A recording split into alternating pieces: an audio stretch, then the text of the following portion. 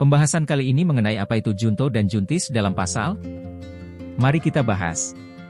1. Junto. Istilah jo merupakan kependekan dari kata junto. Jo artinya dalam hukum adalah junto, berarti bertalian dengan, dan berhubungan dengan. Sehingga junto berarti berkaitan dengan, atau dihubungkan dengan, pasal lain sebagai dasar hukum tambahan. Contoh penerapannya.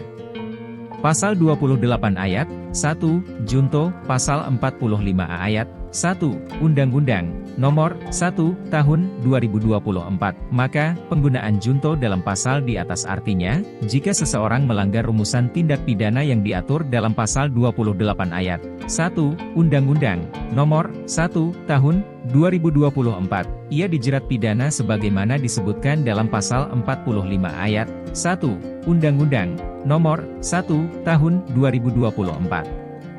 Atau contoh junto dalam penggunaan pasal yang menunjukkan dua rumusan tindak pidana, yaitu pasal 340 junto pasal 55 ayat 1 ke 1 KUHP. Adapun arti penggunaan junto dalam pasal tersebut adalah seseorang telah melakukan pembunuhan berencana yang dilakukan secara bersama-sama dengan orang lain.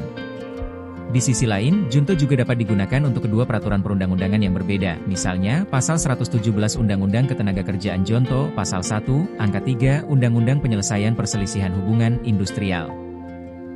Artinya, jika terjadi perselisihan karena tidak adanya kesesuaian pendapat saat membuat perjanjian kerja bersama, maka dapat diselesaikan melalui penyelesaian perselisihan kepentingan. Kedua, juntis.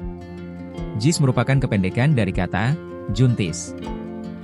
Arti JIS ini merupakan bentuk jamak dari jo, sehingga memiliki arti yang sama dengan junto namun sedikit berbeda dalam penggunaannya. Sehingga juntis digunakan dalam konteks lebih dari satu pasal yang memiliki keterkaitan hukum secara bersamaan.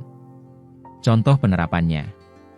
Pasal 24C ayat 1, UUD 1945 dan pasal 10 ayat 1, huruf D Undang-Undang MK JIS, pasal 29 ayat 1, huruf D Undang-Undang Nomor 48 Tahun 2009.